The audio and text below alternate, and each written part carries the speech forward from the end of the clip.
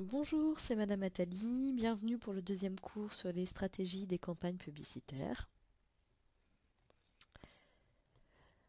Donc aujourd'hui, la séance va tourner autour de l'analyse de la cible, notamment selon les critères objectifs, les habitudes d'achat, les besoins, les motivations.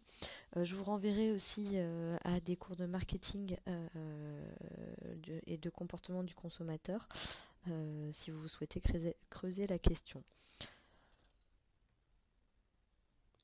Juste petit rappel sur le projet de contrôle continu. Donc, le projet de contrôle continu est à rendre avant le 20 décembre. Je vous invite à sélectionner une campagne de pub ou un spot de pub sur le site culturepub.fr que vous analyserez et commenter, un peu comme on a fait avec la séance 1 sur le cas Lavazza.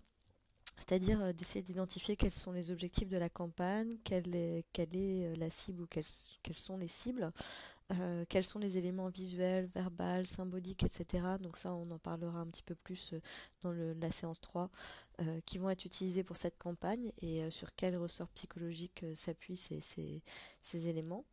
Et puis, vous devrez étudier quelles sont les déclinaisons réelles ou supposées de la campagne et donner votre avis sur la campagne. Est-ce que vous l'avez trouvé réussie? Pourquoi? Est-ce que vous l'avez trouvée ratée? Pourquoi? Est-ce que vous trouvez qu'elle est très réussie mais qu'elle rate sa cible? Et ça va être la question d'aujourd'hui. Alors, comment on identifie sa cible? Là,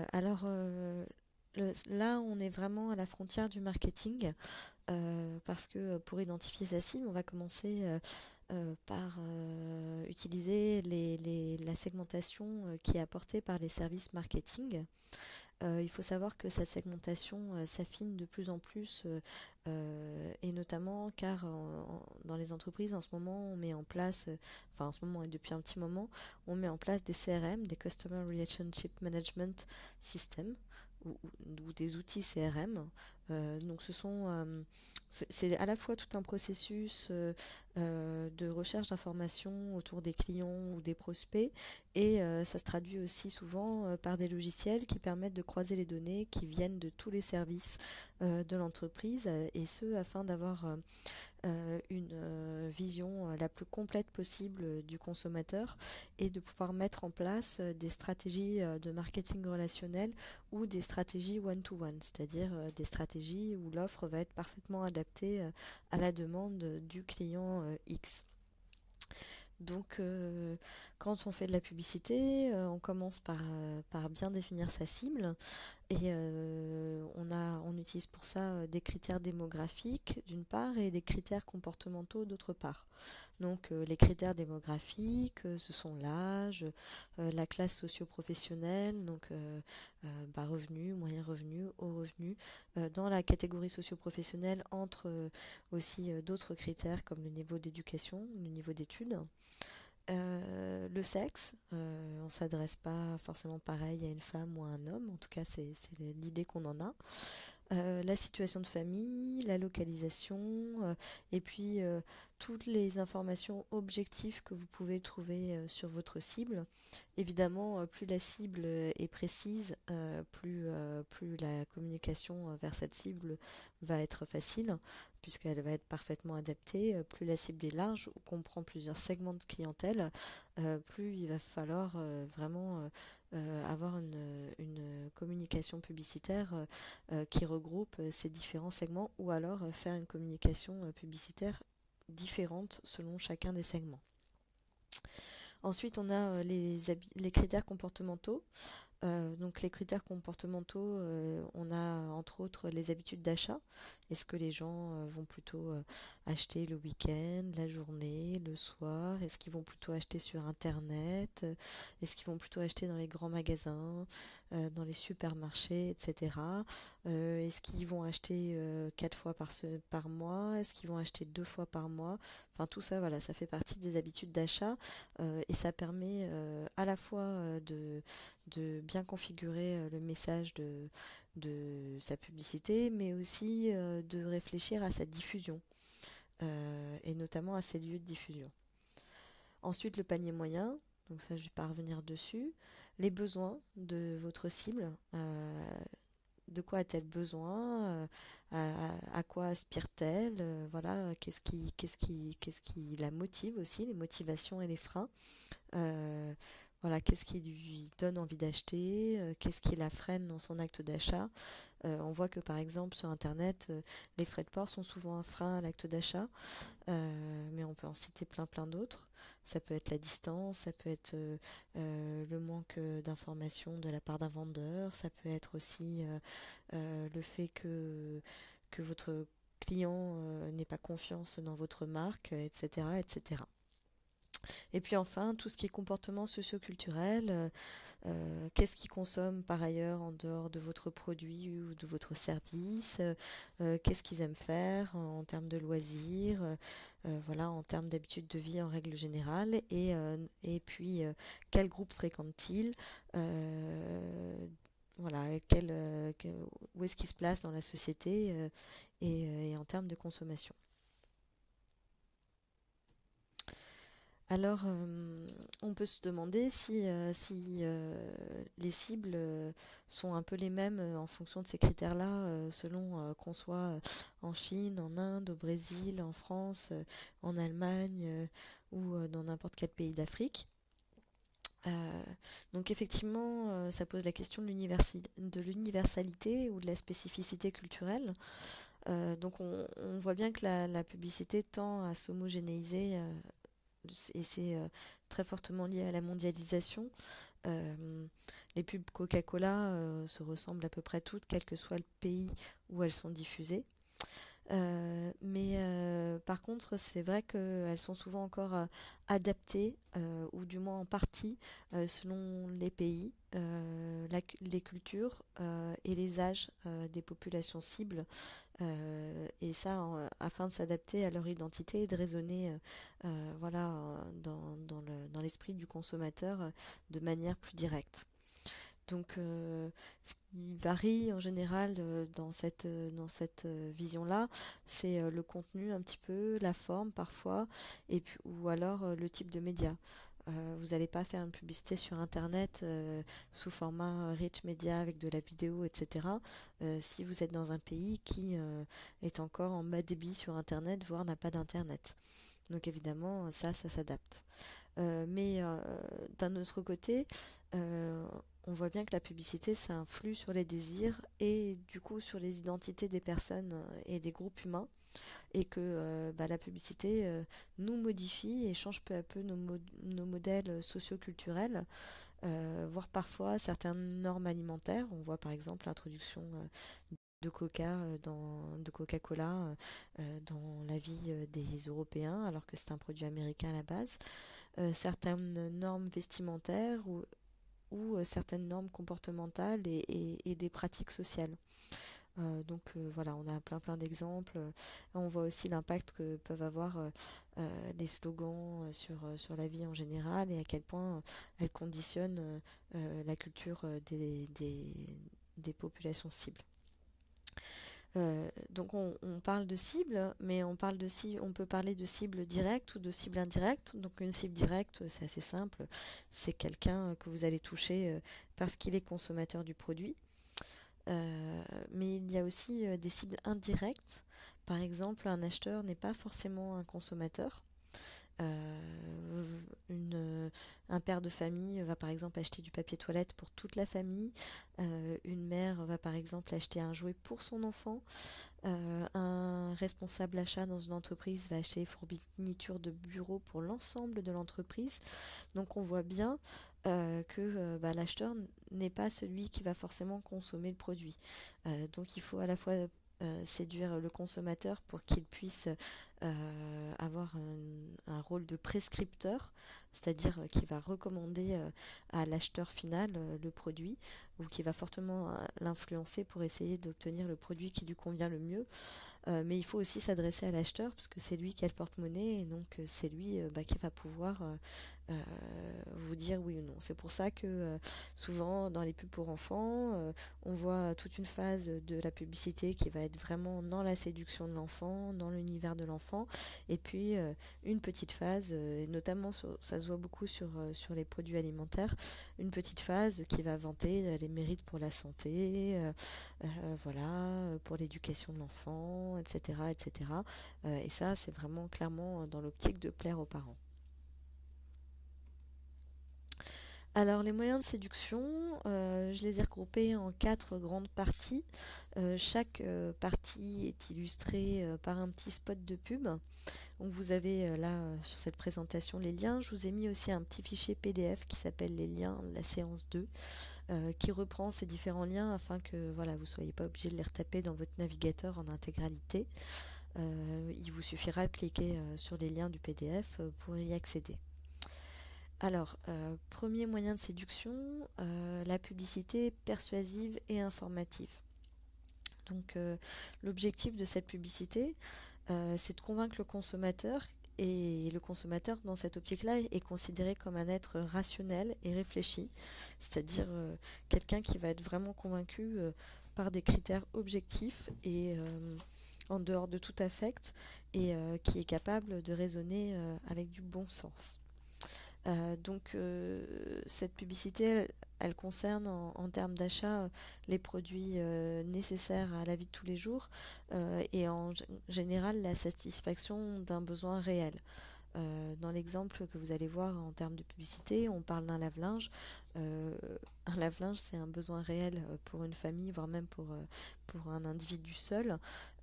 Voilà, parce que s'il ne veut pas passer des heures tous les jours à frotter son linge. Donc là, on va demander, on considère que le consommateur fait son choix rationnellement en fonction de différents critères objectifs qui vont être la performance du produit, le prix, etc.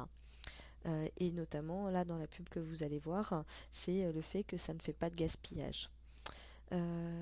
Donc le type de message qu'on va envoyer à ce moment-là, ça va être un message explicatif qui va détailler les atouts du produit, mettre en avant son utilité et voir parfois montrer les différences avec un autre produit. La publicité comparative est autorisée de manière assez récente. Avant, on utilisait surtout le superlatif, c'est-à-dire c'est le meilleur produit de sa génération, etc. Aujourd'hui, effectivement, on a le droit de faire de la publicité comparative, mais on remarque en fait que cette technique est assez peu utilisée parce qu'elle peut vite être renversée et souvent un produit, s'il a des avantages, il a des inconvénients et si vous commencez à attaquer votre concurrent, il ne va pas se gêner pour réaliser une publicité qui attaque aussi vos défauts. Donc ça, c'est la publicité persuasive et informative, c'est le premier type de publicité. Le deuxième type de publicité, ça va être la publicité suggestive. Donc l'objectif, ça va être de convaincre l'individu par une approche psychologique. Et là, on ne fait plus appel à la raison, on fait appel vraiment au sens. Vous verrez la publicité Hyundai Toy Boy qui vous illustrera un peu ce type de publicité. On est dans un type de message qui est basé sur une image qui influence l'inconscient de l'individu, c'est-à-dire qu'on ne se rend pas compte directement qu'on est un peu manipulé. Voilà, on va faire appel au cerveau reptilien de l'individu et non pas à son bon sens, mais à ses réflexes psychologiques. En général, c'est pour un type d'achat qui entraîne une dépendance vis-à-vis d'un produit, c'est-à-dire que le consommateur va ressentir un besoin sans qu'il y ait vraiment de critères rationnels à ce besoin. Ça peut être par exemple l'envie d'avoir un nouveau téléphone portable parce qu'on va vous faire sous-entendre que si vous avez ce nouveau téléphone portable, vous aurez plus de chances pour séduire les filles. C'est à peu près sur ce type de ressort que se base la publicité suggestive. La suite des moyens de séduction, donc vous avez la publicité mécaniste. L'objectif de la publicité mécaniste, c'est de créer un automatisme, une habitude chez le client. Le but du jeu, c'est de réaliser un achat passif et influencé. Et pour ça, en fait, on va beaucoup se baser sur l'identité ou la marque du produit. En illustration, vous avez typiquement la pub McDonald's autour du McBacon. Voilà, McDonald's, on est habitué, on mange là-bas. Ça commence dès l'enfance avec la séduction produit grâce aux petits objets qu'ils distribuent, etc. Et puis, on a tous martelé dans nos têtes, McDonald's c'est pratique, McDonald's c'est bon, etc., etc., etc. Donc évidemment, c'est pour un type d'achat qu'on peut qualifier de passif. Euh, le message va donc de la publicité va donc mettre en avant de manière omniprésente, c'est-à-dire très très importante, l'identité du produit, donc là en l'occurrence le McBacon, et ou de la marque, donc là en l'occurrence McDonald's. Et on va insister là-dessus de façon à ce que l'achat devienne mécanique, comme indique le nom de publicité mécaniste. Enfin, le dernier type de publicité, c'est la publicité projective ou intégrative.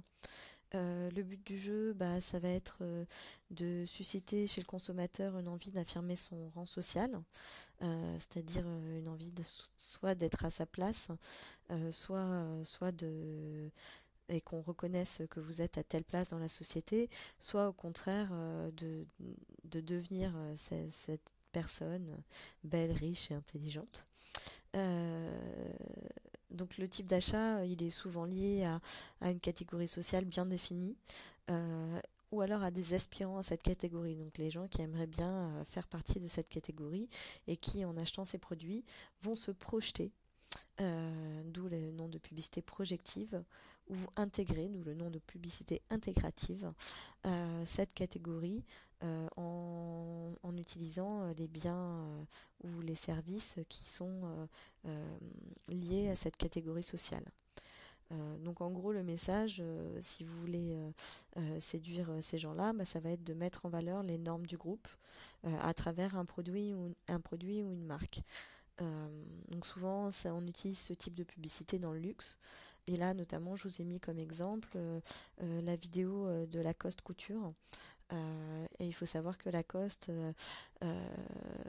revendique depuis très longtemps une image très classe, très BCBG, une image qui est axée autour du tennis, donc des gentlemen, voilà, et que Lacoste a bien eu du mal à conserver cette image lorsque les rappeurs se sont emparés du petit crocodile et l'ont décliné à leur sauce.